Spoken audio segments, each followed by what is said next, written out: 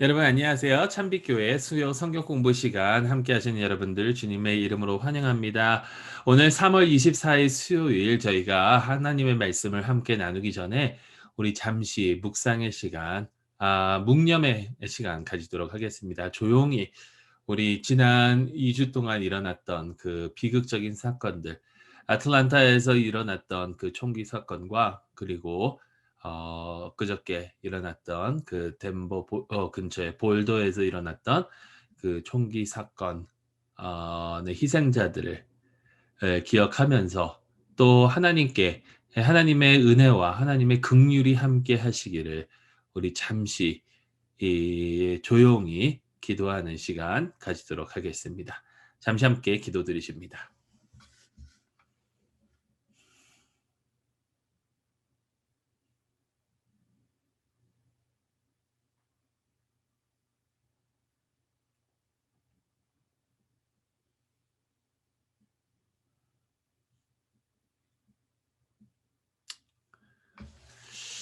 예, 여러분 오늘은 저희가 성경 두 군데를 볼 텐데요. 우리가 성경 일독을 해 가면서 우리가 지금까지 쭉 봐왔는데 오늘 저희가 함께 나눌 내용은 룻기서하고 또 사무엘상을 함께 나누도록 하겠습니다.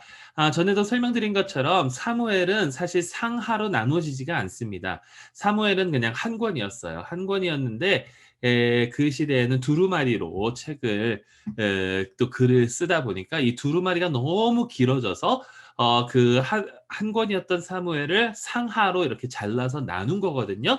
그러니까 전체적인 것을 봐야 되기도 하겠지만 우리 오늘은 룻기와 사무엘 상을 좀 초점을 두기로 하고요. 그리고 사무엘 하는 또 저희가 다음 주에 함께 나누도록 하겠습니다.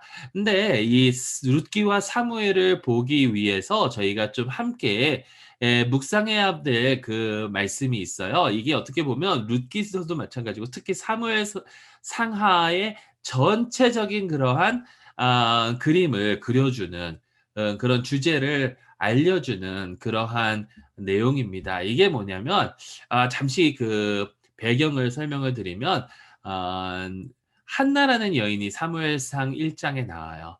한나가 그 엘가나라는 에브라임 사람의 아내였는데 한나가 그 아내가 그 한 명의 아내였고 또 다른 아내가 있었는데 브닛나라는 그 아내가 있었습니다. 근데 브닛나는 아이를 많이 낳았어요. 한나는 아이가 없었어요. 그러니까 하나님께서는 한나에게 아이를 허락하여 주시지 않아서 어 브닛나가 한나를 업신여기기 시작하죠. 그 시대에는 아이를 많이 낳는 게 중요하니까 브닛나가 인제 한나를 업신여기기 시작하는데 그래서 한나가 이 자기가 가졌던 그 고통을 가지고 하나님 앞에 나아갑니다. 하나님 앞에 나아가서 하나님께 기도하고 그다음에 하나님께서 사무엘을 그에게 이제 선물로 내려주시죠. 사무엘이 태어나고 난 다음에 이 2 장에 사무엘상 2 장에 한나가 이러한 찬양을 노래를 찬미를 하나님께 부릅니다. 제가 읽어 드릴 텐데요. 이거는 새 번역 성경으로 한번 읽도록 하겠습니다. 사무엘상 2장 1 절에서 10절 말씀입니다. 한나가 기도로 아뢰었다. 주님께서 나의 마음에 기쁨을 가득 채워 주셨습니다. 이제 나는 주님 앞에서 얼굴을 들 수 있습니다. 원수들 앞에서도 자랑스럽습니다. 주님께서 나를 구하셨으므로 내 기쁨이 큽니다. 주님과 같으신 분은 없습니다. 주님처럼 거룩하신 분은 없습니다. 우리 하나님 같은 반석은 없습니다. 너희는 교만한 말을 늘어놓지 말아라. 오만한 말을 입 밖으로 내지 말아라. 참으로 주님은 모든 것을 아시는 하나님이시며 사람이 하는 일을 저울에 달아보시는 분이시다. 용사들의 활은 꺾이나 약한 사람들은 강해진다. 한때 넉넉하게 살던 자들은 먹고 살려고 품을 팔지만 굶주리던 자들은 다시 굶주리지 않는다. 자식을 못 낳던 여인은 7이나 낳았지만 아들을 많이 둔 여인은 홀로 남는다. 주님은 사람을 죽이기도 하시고 살리기도 하시며 수월에 내려가게도 하시고 거기에서 다시 돌아오게도 하신다. 주님은 사람을 가난하게도 하시고 부유하게도 하시고 낮추시기도 하시고 높이시기도 하신다. 가난한 사람은 티끌에서 일으키시며 궁핍한 사람을 거름더미에서 들어 올리셔서 귀한 이들과 한자리에 앉게 하시며 영광스러운 자리를 차지하게 하신다. 이 세상을 떠받치고 있는 기초는 모두 주님의 것이라 그분이 땅덩어리를 기초 위에 올려 놓으셨다. 주님께서는 성도들의 발걸음을 지켜주시며 악인들을 어둠 속에서 멸망시키신다. 사람이 힘으로 이길 수가 없다. 주님께 맞서는 자들은 산산이 깨어질 것이다. 하늘에서 벼락으로 그들을 치실 것이다. 주님께서 땅끝까지 심판하시고 세우시는 왕에게 힘을 주시며 부어 세우신 왕에게 승리를 안겨 주실 것이다. 이 내용을 보면 크게 세 가지 주제가 여기에 나와 있거든요. 이 한나의 이야기에 세 가지 주제가 있는데 그게 뭐냐면 하나님은 교만한 자를 이 세상의 교만한 자를 무너뜨리시고 겸손한 자를 들어 올리신다. 그리고 이 세상에 온갖 악이 존재하고 있지만 하나님께서는 그 악을 인제 돌려놓으시려고 역사하고 계신다라는 거. 그리고 마지막 오늘 저희가 이 10 절에서 봤는데 기름 부어 세우신 왕. 바로 이게 메시아예요. 메시아. 메시아에 대해서 어떻게 보면 구약 성경에 메시아라는 그런 단어를 처음 쓴 게 바로 이 한나라는 거죠. 자 그래서 다시 한번 이 세 가지 내용.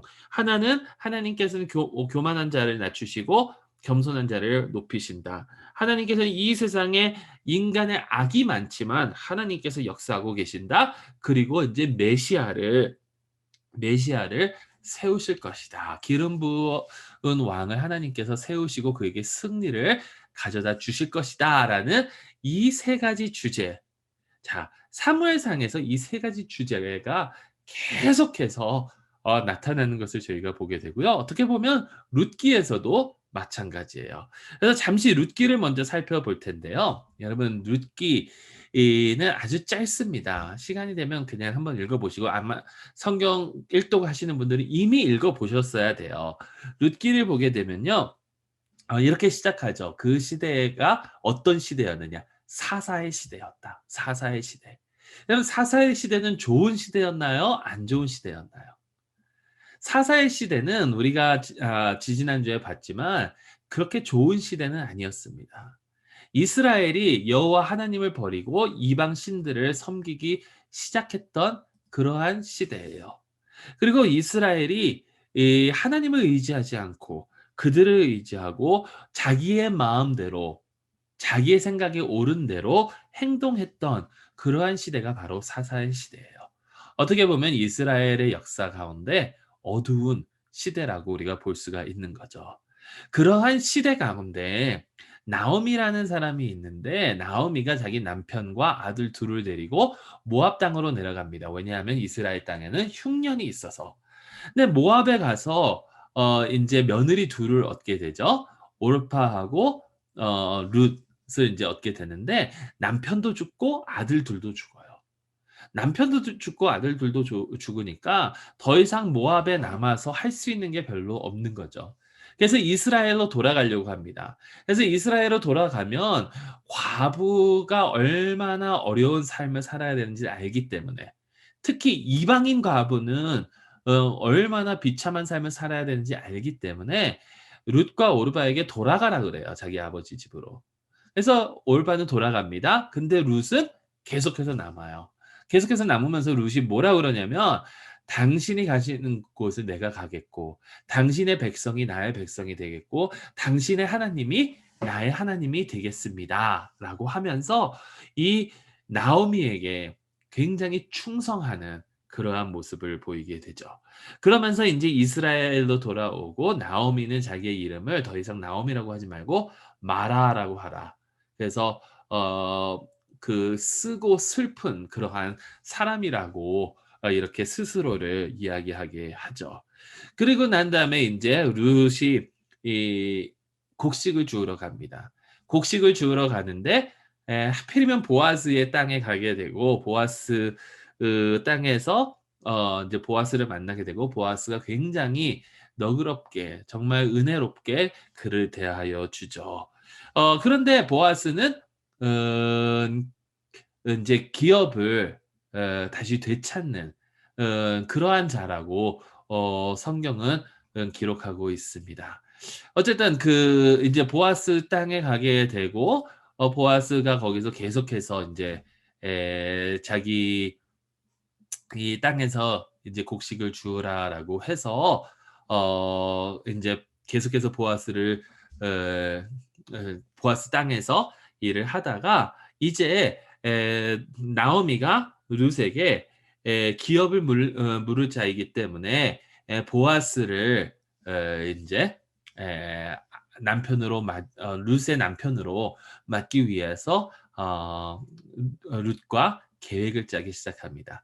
그래서 보아스가 그렇게 하죠. 결국엔 사장에 가서 더 가까운 친척이 있기 때문에 그에게 먼저 물어봤다가 아 자기 그 사람이 안 하겠다라고 하니까 인제 보아스가 기업을 물게 됩니다.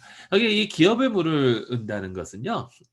뭐 교회를 오랫동안 다니신 분들은 알겠지만 한 남자가 결혼을 해서 자녀가 없이 만약에 죽게 되면 그의 동생이라든지 아니면 그의 친척들 가운데 가장 가까운 친척이 그 아내를 자기의 아내로 맞아서 그 대를 계속해서 이어가는 그러한 시스템이었어요. 그러한 시스템이었는데 인제 보아스가 그 일을 하게 됩니다. 근데 이게 되게 재밌는 게요. 1 장에서는 저주와 그 슬픔의 내용이 나오잖아요. 근데 4 장에서는 인제 보아스와 룻이 결혼을 함으로써 인제 축복과 기쁨의 나오미에게 기쁨의 그러한 완전히 상황이 뒤바뀌는 그러한 내용이 나온다라는 거죠. 그리고 그 중간에는 룻과 보아스의 이야기가 계속돼요. 근데 여러분 여기서 중요한 것은 이것 같아요. 룻기를 쭉 읽어 보게 되면요. 하나님께서 등장하지 않으세요. 하나님을 여기에 룻기에서 등장하는 인물들이 하나님에 대해서 이야기하는 경우는 있습니다. 근데 지금까지 저희가 봐 왔던 것처럼 창세기로부터 우리 사사기까지 봐 왔던 것처럼 하나님께서 등장하셔서 하나님께서 어떻게 역사하시고 그 내용이 전혀 없어요.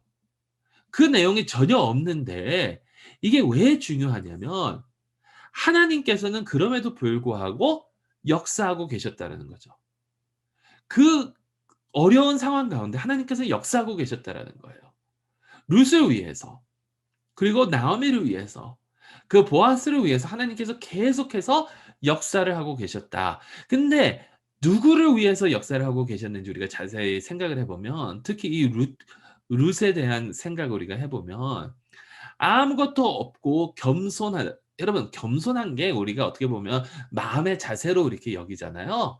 근데 어떨 때는 겸손할 수밖에 없는 그러한 겸손이 왜냐하면 너무 낮아서 너무 가진 게 없어서 아무것도 없기 때문에 그러한 상황이 겸손이라고 우리가 생각할 수가 도 있거든요. 그래서 영어로 보면 겸손이라는 그 humble하고 치욕을 받는다라는 그 humiliation이라는 그 단어하고 사실 같은 원어에서 온 거예요. 그러니까 너무 상황이 안 좋은 그러한 상황에 놓여져 있는 자. 룻 같은 사람. 근데 룻이 왜 하나님의 축복을 받느냐? 하나님께서는 방금 저희가 본 그 한나의 노래처럼 겸손한 자를 들어 높이시는 하나님이시기 때문에. 자기 자신이 아무것도 아님을 깨닫고 나는 아무것도 아님을 깨닫고 하나님께 매달릴 때에 그를 높이시는 그러한 하나님. 그러한 하나님.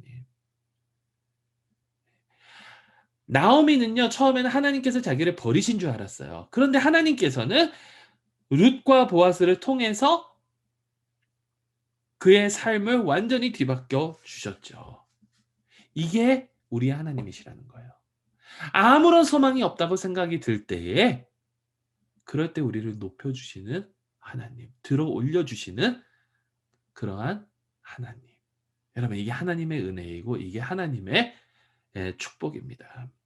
그러면서 룻기는 어 이제 족보로 끝나게 되거든요. 족보, 족보.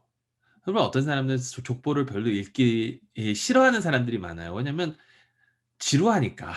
뭐 이 많은 이름들 우리가 알아봤자 뭐 하겠느냐라는 생각이 드는데, 족보를 볼 때는요, 왜 그 족보가 거기에 들어가 있는지 그 이유를 아는 게 중요해요. 근데 여러분, 이렇게 룻이 여기서 또 한 가지. 자, 이스라엘은 사사기 시대에 하나님을 여호와 하나님을 버리고 이방인의 신들을 섬겼잖아요. 근데 룻은 어땠습니까? 룻이 나오미에게 한 말이 "당신의 하나님이 나의 하나님이 되겠다." 자기는 모압 사람이에요.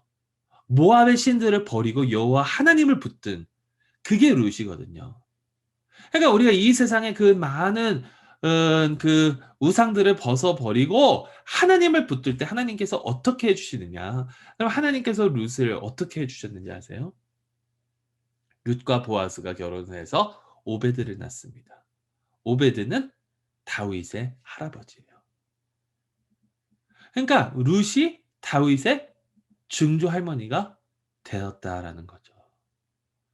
여러분, 이러한 축복을 룻에게 내리신 하나님, 역사하고 계획하셨던 그 하나님은 룻이 그분을 온전히 믿고 의지했기 때문이라는 거죠. 자, 여기서 이제 사무엘로 넘어갑니다. 근데 아까도 말씀드렸던 것처럼 이 사무엘에는 그 한나의 기도의 내용들, 교만한 자는 낮추시고 겸손한 자를 높이시는 하나님, 이 세상에서 악한 그 세상 가운데 하나님께서 계속해서 역사하신 거, 룻에서도 본 것처럼. 그리고 이제 메시아를 세우시는 하나님, 룻에서도 봤죠? 다윗을 통해서 이제 메시아가 태어날 거잖아요. 자, 이 이제 사무엘로 우리가 들어오면 크게 보면, 여러분 이제 잘 따라와 보세요. 크게 보면 아까도 말씀드렸듯이 사무엘상과 사무엘하는 한 책입니다. 한 책. 이 한 책에 주인공 3명이 등장합니다. 주인공 3명이 등장하는데 첫 번째는 사무엘이고 두 번째는 사울이고 세 번째는 다윗이에요. 그래서 이 사무엘상을 쭉 보게 되면 사무엘서를 쭉 보게 되면 사무엘상 1절부터 7절은 사무엘에 대한 이야기가 쭉 나와요. 1절에서 7절. 그리고 8장에서 31장은 사울에 대한 이야기가 나오는데, 사울과 사무엘이 이제 겹쳐서 나오죠. 사무엘도 등장하지만 사울이 거기에 이제 주 포커스된 그 사람이에요. 근데 이게 둘로 나눠서 사울이 잘 올라갈 때와 또 사울이 타락해서 떨어질 때 그 내용이 나오고요. 사울이 타락해서 떨어질 때쯤 누가 등장을 하냐면 다윗이 등장을 합니다. 다윗이 등장해서 다윗이 인제 올라가는 것이 쭉 보여요. 그래서 인제 여기서부터 쭉 이어지면서 다윗이 인제 완전히 왕이 되고 그 주인공이 되는 때가 언제냐면 사무엘하 1 장부터 20 장이에요. 근데 그것도 중간에 나누어서 다윗이 하락하는 그런 내용들이 나옵니다. 벳세바와의 죄 간통과 뭐 이런 것들로 인해서 가족들이 무너지고 그러한 내용들이 쭉 나오고, 21 장부터 사무엘하 21 장부터 24 장은 결말을 짓는 그러한 내용이거든요. 자, 근데 여기서 굉장히 중요한 게 인제 아까도 말씀드렸듯이 한나, 브니엘의 한나의 그 다른 남편의 어 다른 처에 대한 이야기를 했잖아요. 브닌나가 아들을 만나서 이제 한나를 업신여기는 거죠. 한나를 업신여기고. 그러니까 교만한 자. 근데 하나님께서는 어떻게 하셨습니까? 이 한나의 이야기처럼 그를 낮추시고 한나를 높이셨어요. 근데 이게 또 중요한 게 뭐냐면, 한나를 높이시면서 한나를 통해서 태어난 사람이 사무엘이잖아요. 그 시대에 엘리 대제사장의 아들들이 굉장히 악했어요. 그래서 그 제사장 포지션을 가지고 그것을 어뷰스하면서 다른 이런 물건들을 다 갈취하고 자기들이 좋아하는 것을 다 취하고 이랬다라는 거죠. 교만한 거죠. 그 교만한 자들을 내치시고 누구를 세우시냐면 사무엘을 들어 높이세요. 사무엘을 높여 주세요. 그러면서 이스라엘 전체도 그런 내용이 나와요. 왜냐하면 4 장부터 쭉 내용을 보게 되면 어 이스라엘이 굉장히 교만합니다. 전쟁터에 나가서 하나님을 의지하는 것이 아니라 아 하나님의 언약궤만 있으면 자기들이 승리한다고 생각을 했어요. 언약궤가 무슨 어 그 자연적인 그런 힘을 주는 것처럼. 그래서 언약궤를 가지고 나와서 전쟁에 가는데 어떻게 돼요? 전쟁에서 지잖아요. 언약궤마저도 빼앗깁니다. 근데 블레셋 사람들도 마찬가지죠. 블레셋 사람들도 교만해요. 우리가 이스라엘의 하나님을 이겼다. 그래서 그걸 가져다가 자신들의 신인 다곤 그 신당에다 갖다 놓는데, 하나님께서 다곤 신당만 물리치는 것이 아니라 블레셋을 물리쳐 주세요. 이스라엘의 도움 하나도 없이 블레셋을 물리치시고, 블레셋이 다시 그래서 언약궤를 이스라엘로 보내죠. 자, 이럴 때 이제 이스라엘 사람들이 사무엘에게 와서 왕을 요구합니다. 왕. 우리에게도 왕을 달라. 그냥 하나님께서 뭐라 그러시냐면, 사무엘이 하나님께 가서 이들이 하나님을 버리고 왕을 달라고 하는데 어떻게 합니까? 하나님께서 그들이 원하는 대로 줘라. 그들이 원하는 대로 줘라. 잘 보세요. 그들이 자기 눈에 옳게 보이는 대로 계속해서 행했다라고 사사기서에서 그랬잖아요. 여기서 이제 하나님께서는 그들의 마음대로 해 줘라. 그들이 원하는 대로, 그들이 보기에 좋은 대로 해 줘라라고 해요. 근데 사무엘이 이스라엘 사람들에게 계속해서 어 경고했던 것이 뭐냐면, 왕이 있으면 너희 자녀들을 데리고 전쟁에 나갈 것이고 너희 물건들을 다 착취할 것이고, 이런 얘기를 계속해서 해요.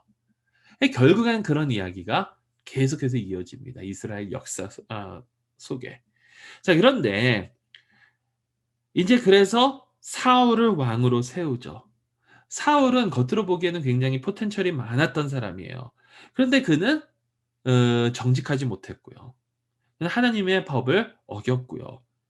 그래서 사무엘이 사울과 이스라엘을 대면해서 "이렇게 하면 안 된다."라는 이야기를 하죠. 자, 이러한 악한 그러한 모습들이 계속해서 이스라엘 삶 가운데 이루어지고 있을 때에 하나님께서는 그 가운데 역사하고 계셨다는 겁니다. 그 가운데 사울이 이렇게 교만한 모습을 계속해서 보일 때, 여러분 쭉 읽어 보세요. 저희가 뭐 다 설명드리지는 않을 거예요. 근데 사울이 계속해서 이렇게 교만을 보이고 하나님을 업신여길 때에 하나님께서는 역사하셔서 아주 겸손한 양치기 소년 한 명을 준비하시는데, 이는 겉으로 보기에는 왕이 될 수 있는 자가 아니에요. 왕이 될 수 있는 이새가 아들들을 데리고 올 때 어떻게 보면 숨기고 싶었던 아들, 이 세상에 보여주고 싶지 않았던 그 아들, 바로 다윗. 바로 다윗. 여러분 계속해서 그 내용이 반복되는 거 보이세요? 한나의 이야기처럼 교만한 사울을 낮추시고 겸손한 다윗을 올리시는 하나님. 교만한 골리앗을 낮추시고 겸손한 다윗을 승리로 이끄시는 그러한 하나님.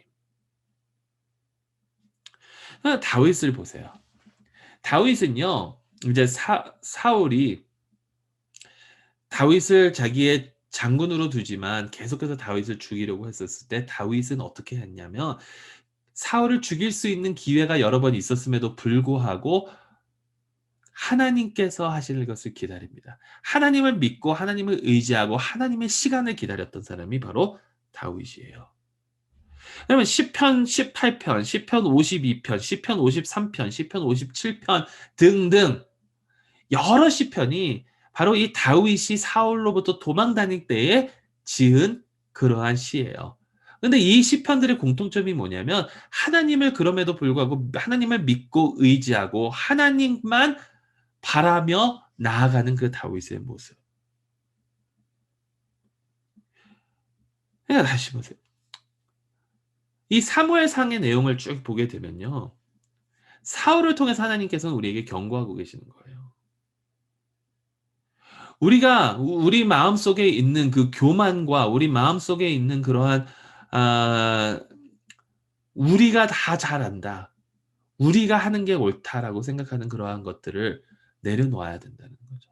하나님 앞에서 정직하게 하나님 말씀만 믿고 하나님 말씀만 의지하고 하나님 명령대로 살아가야 되는데 우리가 하나님보다 더 잘 아는 것처럼 행동하는 그러한 교만을 내려놓으라는 거죠.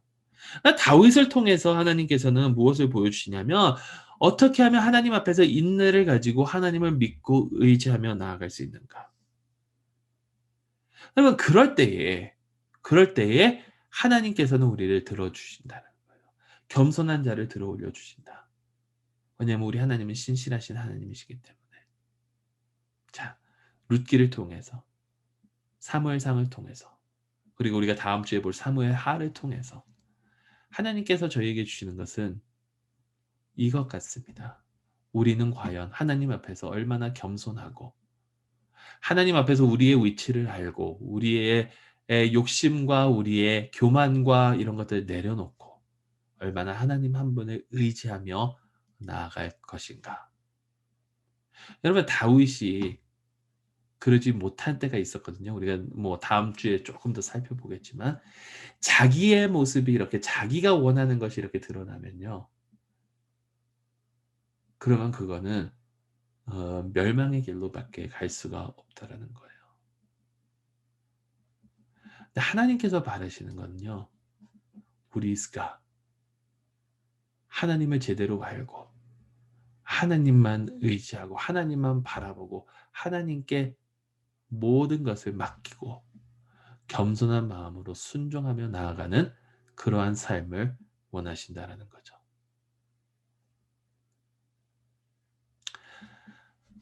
한나의 노래 다시 한번 들어보시기 바랍니다. 한나가 기도로 아뢰었다. 주님께서 나의 마음에 기쁨을 가득 채워주셨습니다. 이제 나는 주님 앞에서 얼굴을 들 수 있습니다. 원수들 앞에서도 자랑스럽습니다. 주님께서 나를 구하셨으므로 내 기쁨이 큽니다. 주님과 같으신 분은 없습니다. 주님처럼 거룩하신 분은 없습니다. 우리 하나님 같은 반석은 없습니다. 너희는 교만한 말을 늘어놓지 말아라. 오만한 말을 입 밖에 내지 말아라. 참으로 주님은 모든 것을 아시는 하나님이시며 사람이 하는 일을 저울에 달아보시는 분이시다. 용사들의 활은 꺾이나 약한 사람들은 강해진다. 한때 넉넉하게 살던 자들은 먹고 살려고 품을 팔지만 굶주리던 자들은 다시 굶주리지 않는다. 자식을 못 낳던 여인은 7이나 낳지만 아들을 많이 둔 여인은 홀로 남는다.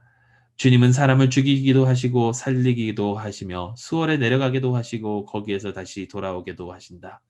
주님은 사람을 가난하게도 하시고 부유하게도 하시고 낮추시기도 하시고 높이시기도 하신다. 가난한 사람을 티끌에서 일으키시며 궁핍한 사람을 거름더미에서 들어 올리셔서 귀한 이들과 한자리에 앉게 하시며 영광스러운 자리를 차지하게 하신다. 이 세상을 떠받치고 있는 기초는 모두 주님의 것이다. 그분의 땅덩어리를 기초 위에 올려놓으셨다. 주님께서는 성도들의 발걸음을 지켜주시고 악인들은 어둠 속에서 멸망시키신다. 사람이 힘으로 이길 수가 없다. 주님께 맞서는 자들은 산산이 깨어질 것이다. 하늘에서 벼락으로 그들을 치실 것이다. 주님께서 땅끝까지 심판하시고 세우신 왕에게 힘을 주시며 기름 부어 세우신 왕에게 승리를 안겨 주실 것이다. 아멘. 여러분, 이 시의 내용들 다시 한번 묵상하시면서 우리가 하나님 앞에서 어떻게 나아가야 하는지를 다시 한번 고민해 보시는 귀한 시간이 될 수 있기를 바랍니다. 참 흥미로운 것은요. 이 시가 비슷한 내용으로 신약에 나온다라는 거예요. 그게 뭐냐면 바로 마리아의 찬가입니다. 여러분 마리아의 찬가를 한번 들어보세요. 누가복음 1장 46절에서 56절 말씀입니다. 그리하여 마리아가 말하였다. 내 영혼이 주님을 찬양하며 내 마음이 내 구주 하나님을 좋아함은 그가 이 여종의 비천함을 보살펴 주셨기 때문입니다. 이제부터는 모든 세대가 나를 행복하다 할 것입니다. 힘센 분이 나에게 큰 일을 하셨기 때문입니다. 그의 이름은 거룩하고 그의 자비하심은 그를 두려워하는 사람들에게 대대로 있을 것입니다. 그는 그 팔로 권능을 행하시고 마음이 교만한 사람들을 흩으셨으니 제왕들을 왕좌에서 끌어내리시고 비천한 사람을 높이셨습니다. 줄인 사람들을 좋은 것으로 배부르게 하시고 부한 사람들을 빈손으로 떠나 보내셨습니다. 그는 자비를 기억하셔서 자기의 종 이스라엘을 도우셨습니다. 우리 조상들에게 말씀하신 대로 그 자비는 아브라함과 그 자손에게 영원토록 있을 것입니다. 여러분, 겸손할 때 하나님의 은혜와 자비가 우리에게 임하고 하나님께서 우리를 승리의 길로 인도하여 주실 것입니다. 룻기를 통해서, 사무엘 상하를 통해서 우리의 교만을 내려놓고 겸손한 삶을 살아갈 수 있도록 다시 한번 다짐하는 저희 모두가 될 수 있기를 간절히 소망합니다. 잠시 기도한 후에 여러분, 이제 여러분 함께 묵상할 그 내용들이 나오거든요. 그 내용을 가지고 묵상하시고 이번 한 주간도 남은 한 주 안에서 승리하실 수 있기를 간절히 소망합니다. 기도하겠습니다. 사랑의 하나님 아버지, 너무나도 감사드립니다. 저희를 사랑하시는 하나님, 아버지 하나님 앞에서 겸손한 마음을 가지고 오로지 주님 한 분만 바라보고 주님을 믿고 의지하며 아버지 하나님, 주님의 때를 기다리는 저희 모두가 되게 하여 주시옵소서. 저희 마음속에 교만한 그러한 모습들이 있다면 아버지 하나님께서 저희를 도우사 그것들을 깨트려 주시고 오로지 겸손히 주님만 따를 수 있는 저희 모두가 되게 하여 주시옵소서. 예수 그리스도의 이름으로 기도드리옵나이다. 아멘.